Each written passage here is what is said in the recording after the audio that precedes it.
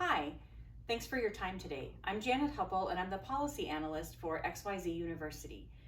I'm going to talk about some options that we can consider to help our students become academically prepared. So the concern we have here at XYZ University is that we have a large number of incoming freshmen who are arriving here and they're not academically prepared for the rigor of college.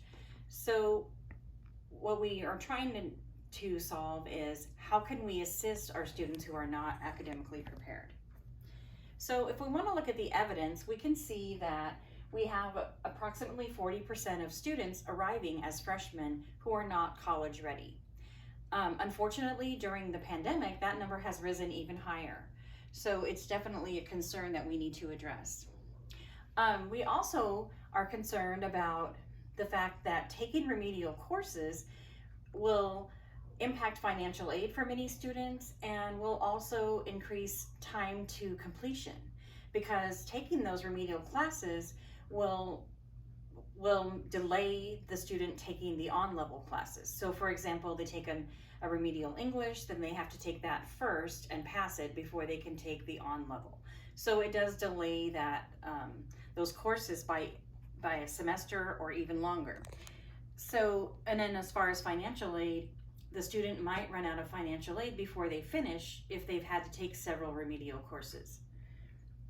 So the other thing to consider is many students will become discouraged when having to take so many remedial courses because they feel like they're not really in college, they lose some momentum, some motivation, maybe their self-esteem is kind of lower because they're not really taking on-level things.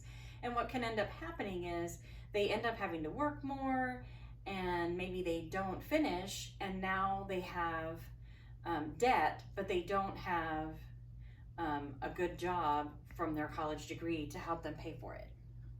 So we're going to discuss three options, three alternatives, if you will, that could help the university help the students become academically prepared.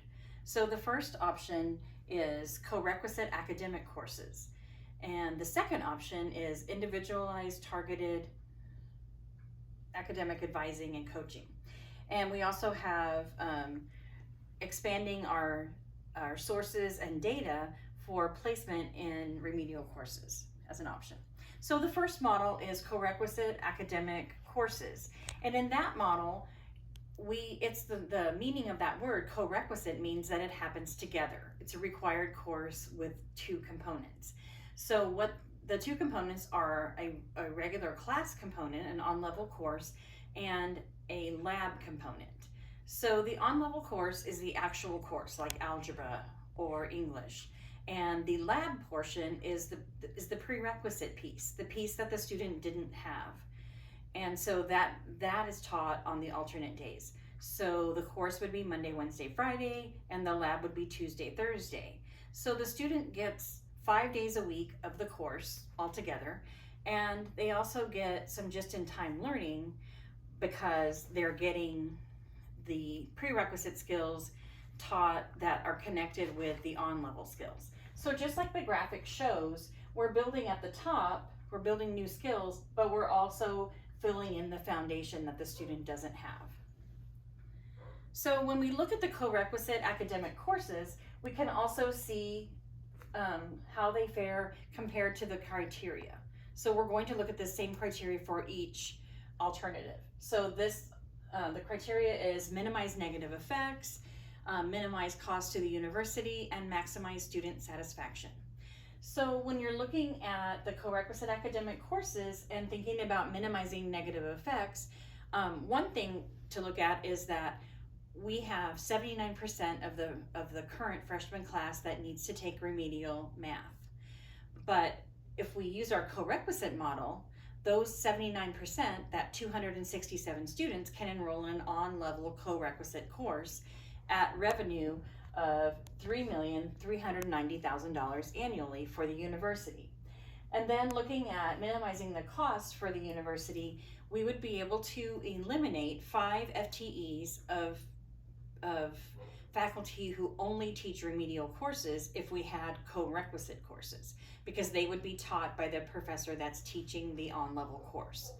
So that would save the university $270,000 annually. And we also want to look at student satisfaction, and one way we can see how satisfied students are is by looking at student surveys, by looking at course evaluations, by looking at retention rates, persistence to graduation. So we're looking at 50% of students completing the surveys, and at the cost of doing the survey would be $3,456 annually.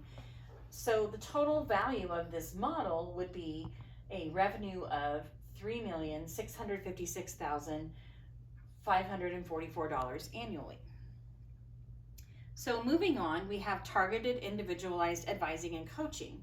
And just like the target looks, we would be looking at really focusing on the support of the student. So using our success coaches, our academic coaches, and having them trained also to be advisors to these students, and having them work more closely with the students to provide support in them finding tutoring and connecting them with services on campus. The idea of this is that they would have a continuity with the same person, a relationship with that one person, so that they feel more supported and they're getting connected with the right services. So they would meet with their coach weekly, and the cost of that would be $20,000 times 3 coaches. And the total of that would be $60,000 annually. And then we also would have to think about the cost to the university would be $2,500 annually to train the existing academic coaches in the advising. And I say annually because if there are new people, if there are updates, that type of thing. And then also thinking about maximizing students' satisfaction, we're going to be looking at retention rates, course evaluations, and surveys that we give to students. So the cost of that would be that same $3,456 annually, and we would be again looking at the 50% of students completing that survey at least. So the last alternative would be to really expand the data sources that we have to identify which students need the remedial courses.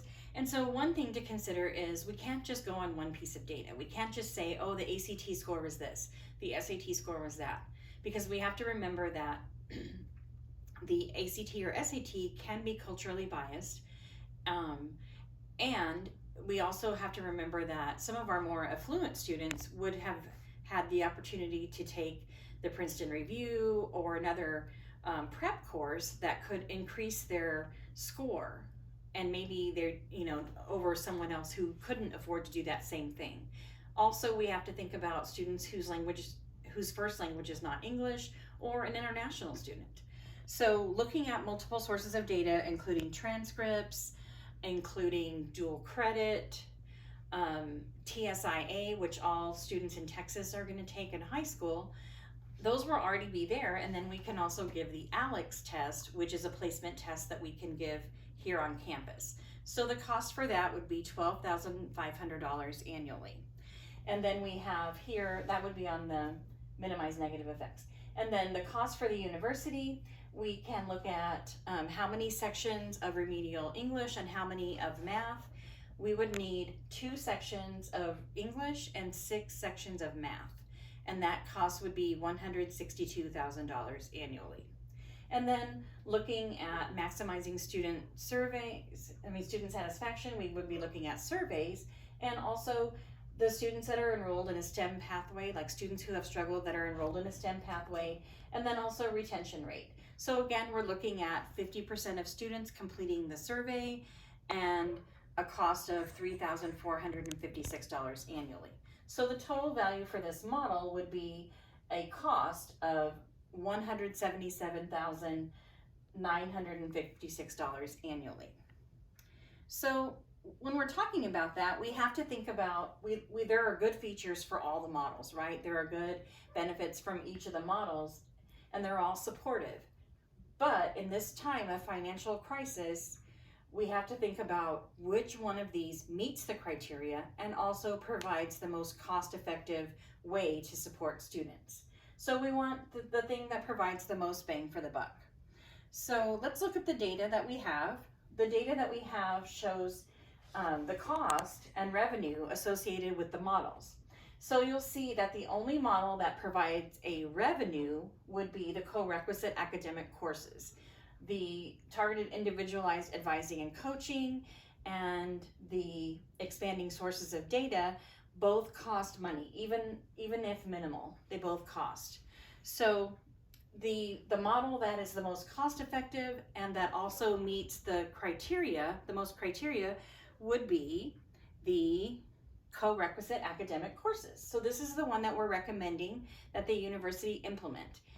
If the financial situation changes, I would definitely recommend adding some of the other features in that we discussed. I'm also here for any questions. I don't have anything else to present, but I'm here to answer any questions that you might have. Thanks so much again for your time.